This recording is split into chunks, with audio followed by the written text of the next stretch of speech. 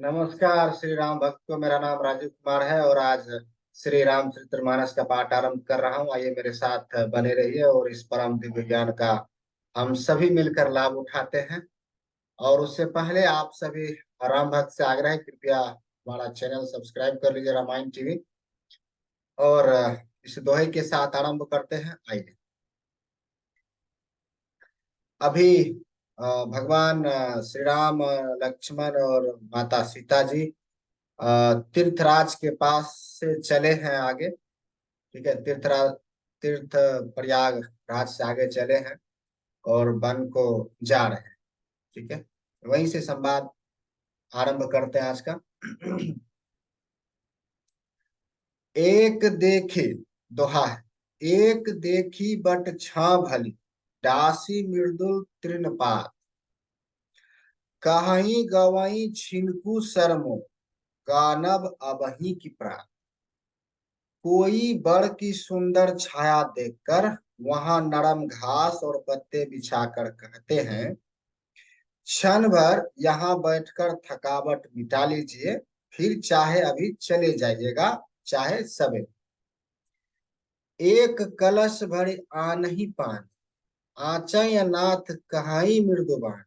सुनी प्रिय बचन प्रीति अति देखी, राम कृपाल सुशील विशेष।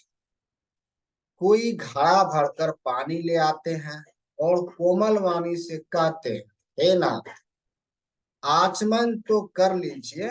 उनके प्यारे वचन सुनकर और उनका अत्यंत प्रेम देखकर दयालु और परम सुशील श्री श्री रामचंद्र जी ने जान श्रीमती सिय मन माह, घड़िक विलंबु किन्न बट छाए। मुदित नारी नर देखहि शोभा, रूप अनूप नयन मन। मन में सीता जी को थकी हुई जानकर घड़ी भर बड़ की छाया में विश्राम किया। स्त्री पुरुष आनंदित होकर शोभा देखते हैं। अनुपम रूप ने उनके नेत्र और मनों को लुभा लिया। एक टक सब सोही चहुओरा, रामचंद्र मुख चंद चकोरा। तरुण तमाल बरन तनु सोहा, देखत कोटि मदन मन मोहा।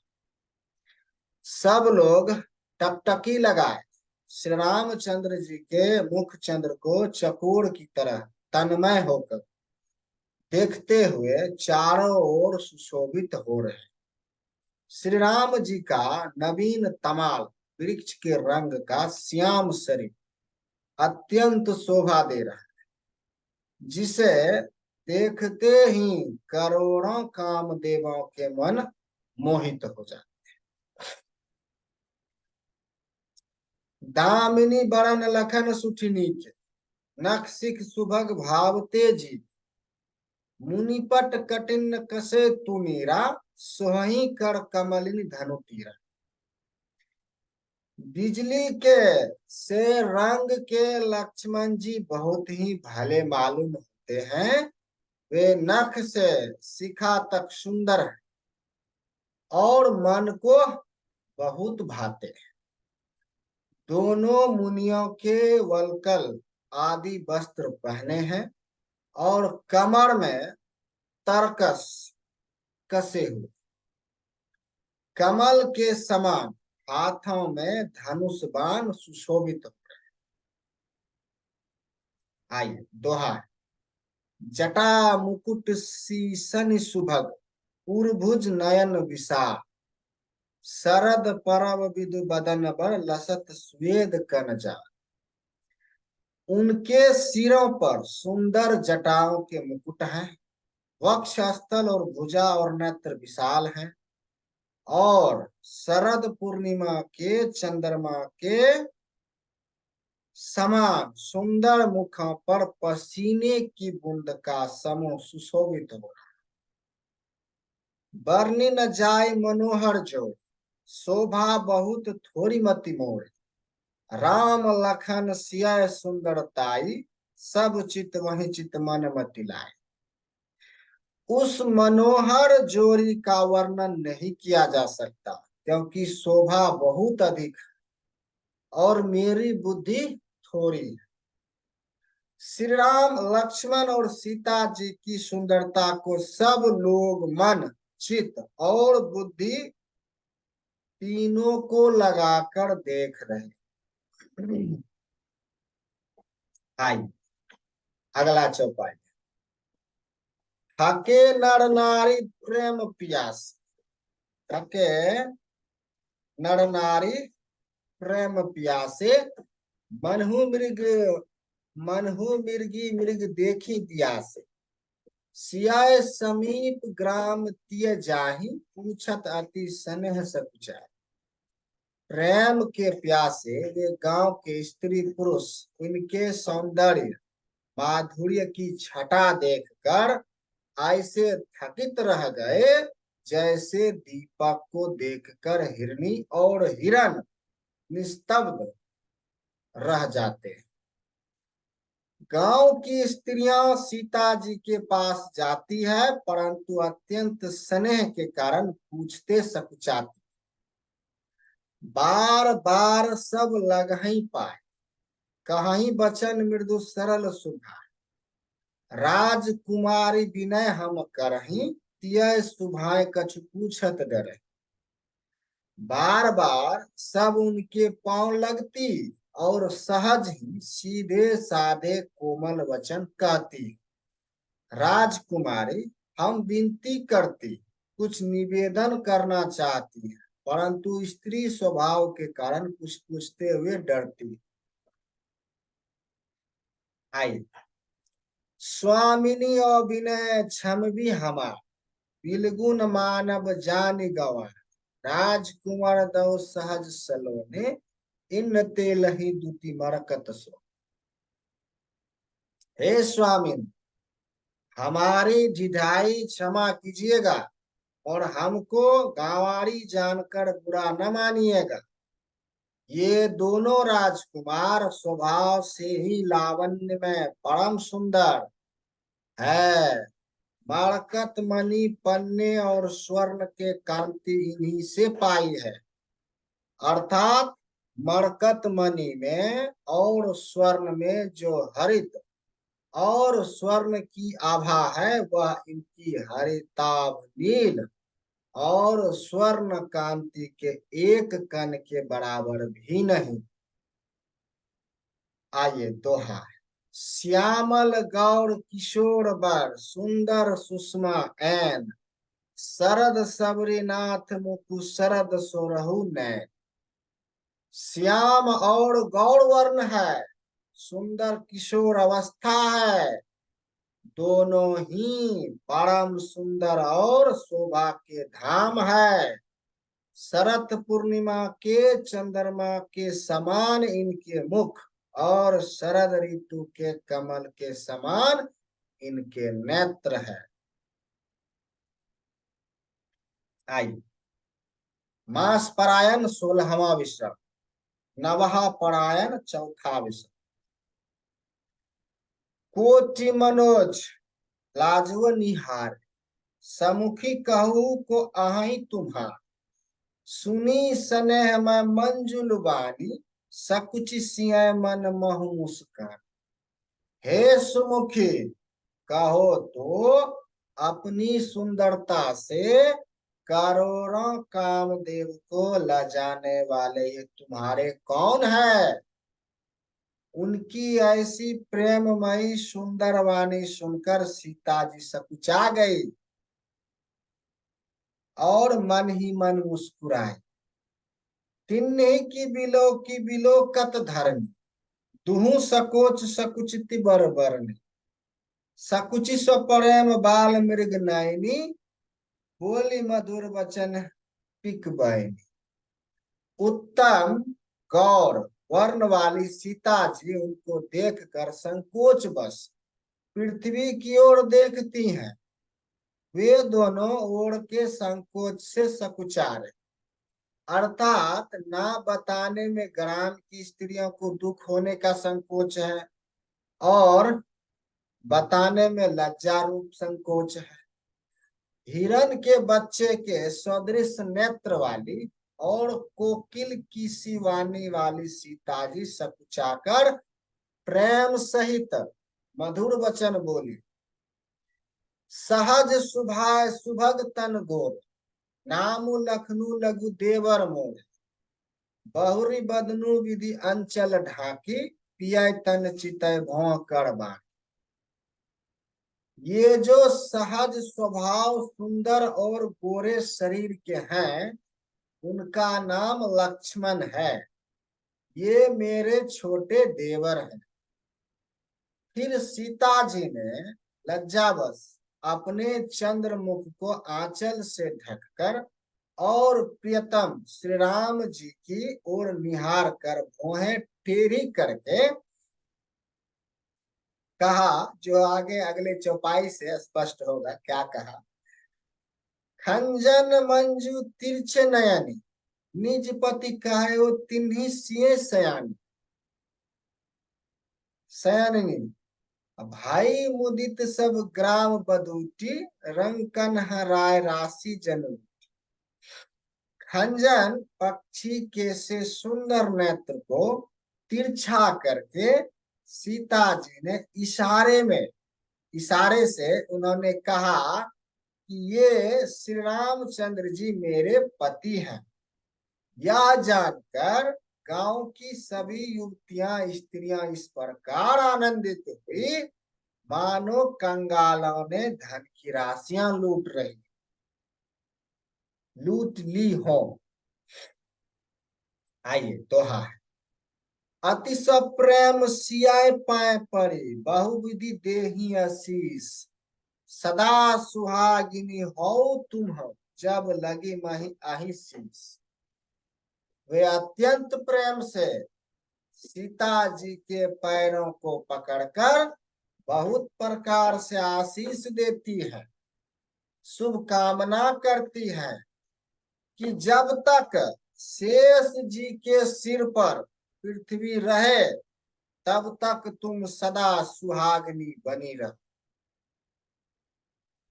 पार्वती समपति प्रिय हो, देवी न हम पर छारब छो। पुनि पुनि विनय करिय कर जोरी, जो एहि मार्ग फिरिय बहो। और पार्वती जी के समान अपने पति की प्यारी हो। हे देवी, हम पर कृपा ना छोड़ना, बनाए रखना। हम बार बार हाथ जोड़कर विनती करती हैं, जिसमें आप फिर इसी रास्ते लौटें। दर्शनु देव जानी निज दास, लखी सिया सब प्रेम प्यास। मधुर वचन कहीं कहीं पर तोसी, जनु कुमुदनी कुमुदी पौसी। और हमें अपनी दासी जानकर दर्शन दें। सीता जी ने उन सब को प्रेम की प्यासी देखा और मधुर वचन कह कहकर उनका भली भांति संतोष किया, मानो चांदनी ने कुमुदनियों को खिलाकर पुष्ट कर दिया। आइए अगला चौपाई है। तब ही लखन रघुबर रुख जाने, पूछो मगु लोगन ही मृदुबान। सुनत नारी नर भय दुखारी, पुलकित गात बिलोचन। उसी समय श्री रामचंद्र जी का रुख जानकर लक्ष्मण जी ने कोमल वाणी से लोगों से रास्ता पूछा। यह सुनते ही स्त्री पुरुष दुखी हो गए, उनके शरीर पुलकित हो गए और नेत्र में वियोग की संभावना से प्रेम का जल भरा। मिटा मोदु मन भय मलिन, विधि निधि दिन लेत जनु छिन्न। समुझी करम गति धीरज किन्हा, सोधि सुगम मगु तिन्न कही बिन्हा। उनका आनंद मिट गया और मन ऐसे उदास हो गए मानो विधाता दी हुई संपत्ति छीन लेता। कर्म की गति समझकर उन्होंने धैर्य धारण किया और अच्छी तरह निर्णय करके सुगम मार्ग बतला दिया। आई दोहा। लखन जानकी सहित तब गबनु किन्न रघुनाथ, फेरे सब प्रिय वचन कही लिए लाई मन सा। तब लक्ष्मण जी और जानकी जी सहित श्री रघुनाथ जी ने गमन किया और सब लोगों को प्रिय वचन कहकर लौटाया, किंतु उनके मन को अपने साथ ही लगा लिया। फिरत नारी नर अति पछताए, देहिया दोषु देहिया मन माय, सहित विषाद परस्पर कहाई, विधि कर तब उल्टे सब अह। लौटते हुए वे स्त्री पुरुष बहुत ही पछताते हैं और मन ही मन देव को दोष देते हैं, परस्पर बड़े ही विषाद के साथ कहते हैं कि विधाता के सभी काम उल्टे हैं। निपट निरंकुश निठुर निशंकु, जो ही शशि किन्न सरजु स्व कलंकु, रुख कल पत्रु सागरु खारा, ते ही पठाए बन राजकुमार। वह विधाता बिल्कुल निरंकुश, स्वतंत्र, निर्दयी और निडर है, जिसने चंद्रमा को रोगी, घटने बढ़ने वाला और कलंकी बनाया, कल्प वृक्ष को पैर और समुद्र को खड़ा बनाया, उसी ने इन राजकुमारों को वन में भेजा। ज्यों पे इन्हीं दिन बनवास, किन्न बादी विधि भोग विलास, ए विचार ही मगु बिनु पवित्राना, रचे बादी विधि बहान नाना। जब विधाता ने इनको वनवास दिया है, तब उसने भोग विलास व्यर्थ ही बनाए। जब ये बिना जूते के नंगे ही पैरों रास्ते में चल रहे हैं, तब विधाता अनेकों वाहन सवारियों व्यर्थ ही रचे। ऐ मही पर ही दासी कुसुपाता, सुभग सेज कत सृज विधाता, सृजत विधाता। तरुबर बास इन्हीं विधि दिन्हा, धवल धाम रचि रचि श्रमो किन्हा। जब ये कुश और पत्ते बिछाकर जमीन पर ही पड़े रहते हैं, तब विधाता सुंदर सेज, पलंग और बिछौने किस लिए बनाता है? विधाता ने जब इनको बड़े बड़े पैरों के नीचे का निवास दिया, तब उज्जवल महलों को बना बनाकर उसने व्यर्थ ही परिश्रम किया। आइए दोहा है। जो ए मुनिपट धर जटिल सुंदर सुठि सुकुमार, विविध भांति भूषण बसन बादी किए करता। जो ये सुंदर और अत्यंत सुकुमार होकर मुनियों के वलकल वस्त्र पहनते और जटा धारण करते हैं, तो फिर करतार विधाता ने भांति भांति के गहने और कपड़े व्यर्था ही बनाए। आइए। जौ एक कंद मूल फल खाई, बादी सुधादी असन जग माही, एक कहीं ए सहज सुहाए, आपू प्रगट भय विधि न बना। जो ये कंद मूल फल खाते हैं, तो जगत में अमृत आदि भोजन व्यर्थ ही है। कोई एक कहते हैं ये स्वभाव से ही सुंदर है, इनका सौंदर्य मधुर्य नित्य और स्वाभाविक है, ये अपने आप प्रकट हुए हैं, ब्रह्मा के बनाए नहीं है। जहाँ लगी वेद कहीं विधि करने, श्रवण नयन मन गौचर बरने, देखहु खोजी भुवन दस चारी, कह अस पुरुष कह अस नारी। हमारे कानों, नेत्रों और मन के द्वारा अनुभव में आने वाली विधाता की करनी को जहां तक वेदों ने वर्णन करके कहा है, वहां तक 14 लोक में ढूंढ के देखो, ऐसे पुरुष और ऐसी स्त्रियां कहाँ हैं?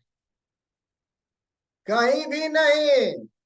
इसी से सिद्ध है कि ये विधाता के 14 लोक से अलग है और अपनी महिमा से ही आप निर्मित हुए हैं।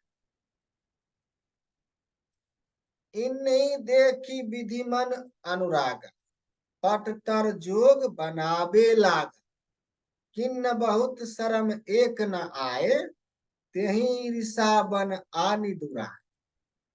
इन्हें देखकर विधाता का मन अनुरक्त मुग्ध हो गया, तब वह भी इन्हीं की उपमा के योग्य दूसरे स्त्री पुरुष बनाने लगा। उसने बहुत परिश्रम किया, परंतु कोई उसकी अटकल में ही नहीं आए, पूरे नहीं उतरे। इसी ईर्ष्या के मारे उसने इनको जंगल में लाकर छिपा दिया। आइए, एक कहीं हम बहुत न जानहि, आप ही परम धन्य कर मानहि, ते पुनि पुण्य पुंज हम लेखे, जे देखहि जिन देख। कोई एक कहते हैं हम बहुत नहीं जानते, हाँ अपने को परम धन्य अवश्य मानते हैं जो इनके दर्शन कर रहे हैं, और हमारी समझ में वे भी बड़े पुण्यवान हैं जिन्होंने इनको देखा है, जो देख रहे हैं और जो देखेंगे। आइए अगला दोहा है। ऐही विधि कहाई बचन प्रिय, लेही नयन भरी भीड़, भारी नीर, क्षमा कीजिएगा। किमी चल ही मारग अगम, सुखी सुकुमार शरीर। इस प्रकार प्रिय वचन कह कर सब नेत्रों में प्रेम आंसुओं का जल भर लेते हैं और कहते हैं ये अत्यंत सुकुमार शरीर वाले दुर्गम कठिन मार्ग में कैसे चलेंगे। नारी स्नेह विकल बस होई है, चकई सांझ समय जनु सोहि है, मृदु पद कमल कठिन मगु जानी, कह बरे हृदय कहीं बरबान। स्त्रियां स्नेहवश विकल हो जाती है, मानो संध्या के समय चकवी भावी वियोग की पीड़ा से सो रहे हो, दुखी हो रहे हो। इनके चरण कमलों को कोमल तथा मार्ग को कठोर जानकर वे व्यतीत हृदय से उत्तम वाणी कहते। परसत मृदुल चरण अरुणारे, सकुचित मही जिमि हृदय हमर। जो जगदीश इन्हीं बनु दीन्हा, कस न सुमन में मारग किन्हा। इनके कोमल और लाल लाल चरणों तलवों को छूते ही पृथ्वी वैसे ही सकुचा जाती है जैसे हमारे हृदय सकुचा रहे। जगदीश्वर ने यदि इन्हें वनवास ही दिया तो सारे रास्तों को पुष्पमय क्यों नहीं बना दिया। जो मागा पाई विधि पाए, ए राखी आही सखी आखिन माह। जे नार नारी न अवसर आए, तिन्न सिय रामु न देखन पाए। यदि ब्रह्मा से मांगे मिले तो हे सखी, हम तो उनसे मांग कर इन्हें अपनी आंखों में ही रखें। जो स्त्री पुरुष इस अवसर पर नहीं आए वे श्री सीताराम जी को नहीं देख सके। सुनी सुपु क्षमा कीजिएगा, सुनी सुरूप बुझही अकुलाय, अब लागी गए कह लागी भाई। समरथ धाय बिलो कहीं जाई, प्रमुदित फिर ही जन्म फल पाई। उनके सौंदर्य को सुनकर वे व्याकुल होकर पूछते हैं कि भाई अब तक वे कहाँ तक गए होंगे। और जो सामर्थ है वे दौड़ते हुए जाकर उनके दर्शन कर लेते हैं और जन्म का परम फल पाकर विशेष आनंदित होकर लौटते हैं। आइए अगला दोहा है। अबला बालक वृद्ध जन कर मिंजहि पछताए, हो ही प्रेम बस लोग इमी रामो जहां जहां जाए। गर्भवती, परसूता आदि अबला स्त्रियां, बच्चे और बूढ़े दर्शन ना पाने से हाथ मलते और पछताते। इस प्रकार जहां जहां श्री रामचंद्र जी जाते हैं वहां वहां लोग प्रेम के बस में हो जाते।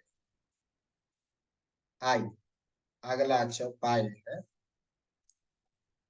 गांव गांव अस होई आनंद, देखी भानुकुल कैरव चंद।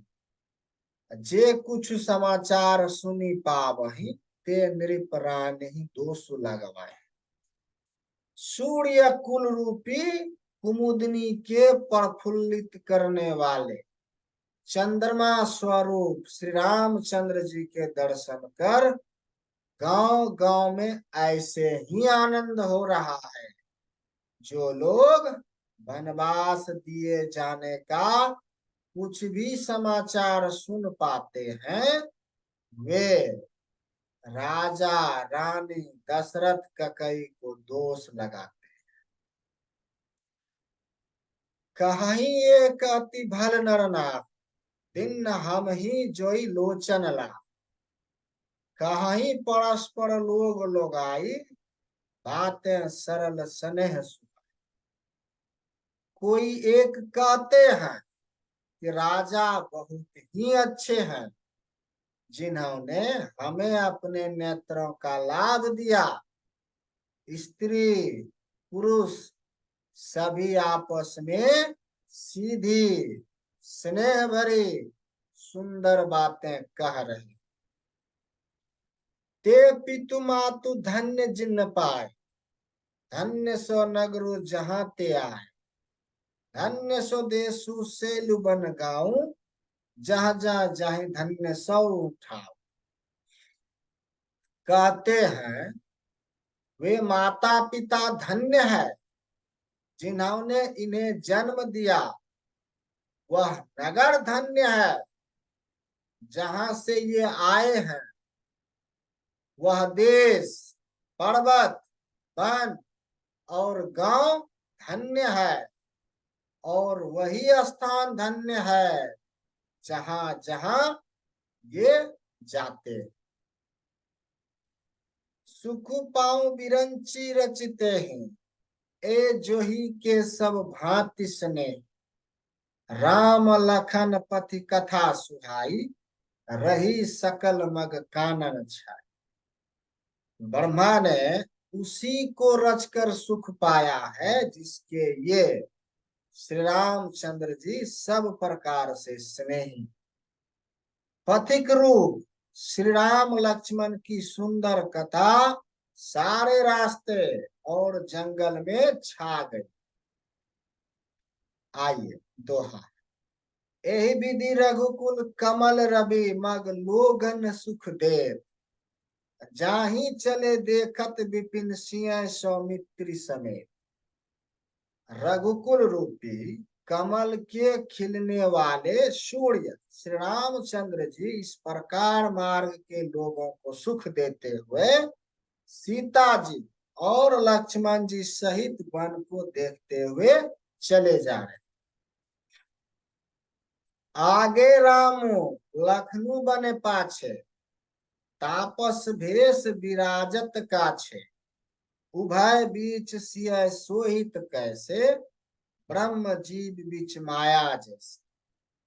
आगे श्री राम जी, पीछे लक्ष्मण जी सुशोभित है।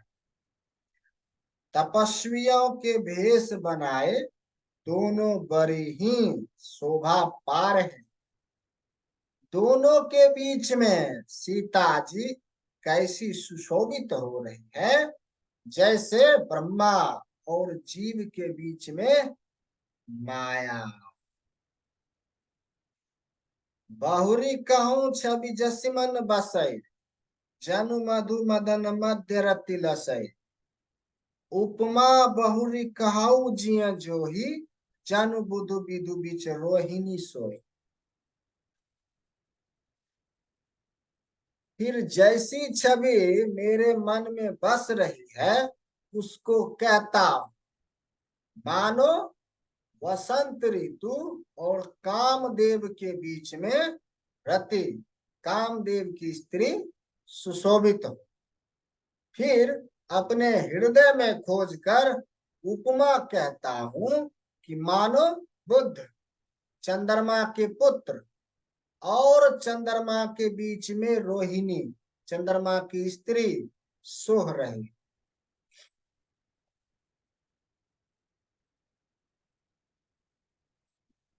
प्रभु पद रेख बीच बीच सीता, धरती चरण मग चलित सभीता। सिया राम पद अंक बराए, लखन चलहे मगु दाहिनी ना। प्रभु श्री रामचंद्र जी के जमीन पर आलंगित होने वाले दोनों चरण चिन्हों के बीच बीच में पैर रखती हुई सीता जी कहीं भगवान के चरण चिन्ह पर पैर न टिक जाए, इस बात से डरती हुई मार्ग में चल रही। और लक्ष्मण जी मर्यादा की रक्षा के लिए सीता जी और श्री रामचंद्र जी दोनों के चरण चिन्ह को बचाते हुए उन्हें दाहिनी रखकर रास्ता चल रहे। राम लखन सिय प्रीत सुहाय, बचन अगोचर किमि कहीं जाए। खग मृग मगन देखी छवि होही, लिए चोरी चित राम बती। श्री राम जी, लक्ष्मण जी और सीता जी की सुंदर प्रीति वाणी का विषय नहीं है, अर्थात अनिर्वचनीय है। अतः वह कैसे कही जा सकती है। पक्षी और पशु भी उस छवि को देखकर प्रेमानंद में मग्न हो जाते हैं। पथिक रूप श्री रामचंद्र जी ने उनके भी चित्त चुरा लिए। आइए दोहा। जिन जिन देखे पथिक प्रिय सिय समीत दो भाई। भाव मगु अगमु आनंदु तय बिनु शरम रहे सिराय। प्यारे पथिक सीता जी सहित दोनों भाइयों को जिन जिन लोगों ने देखा, उन्होंने भाव का आगम मार्ग, जन्म मृत्यु रूपी संसार में भटकने का भयानक मार्ग बिना ही परिश्रम आनंद के साथ तय कर लिया। अर्थात वे आवागमन के चक्कर से सहज ही छूटकर मुक्त हो गए। अजहू जासु उर सपनेहु काहू, बसहु लखनु सिय राम बचाओ। राम धाम पथ पाइय सोई, जो पथ पाओ कबहू मुनि कोय। आज भी जिसके हृदय में स्वप्न में भी कभी लक्ष्मण, सीता, राम तीनों बटोही आ बसे, तो वह भी श्री राम के परम धाम के उस मार्ग पर जाएगा जिस मार्ग को कभी कोई बिरले ही मुनि पाते हैं। तब रघुवीर शर्मित सिय जान, देखी निकट बटु शीतल पानी। तह बसी कंद मूल फल खाई, प्रात नहाई चले रघुराई। तब श्री रामचंद्र जी सीता जी को थकी हुई जानकर और समीप ही एक बड़का वृक्ष और ठंडा पानी देखकर उस दिन वहीं ठहर गए।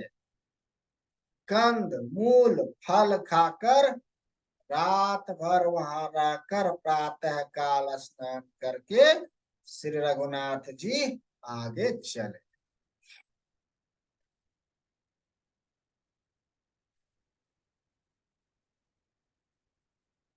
सो आज का पाठ यहीं पर विराम देते हैं और आगे का पाठ जो है अगले दिन यहाँ से आगे करेंगे।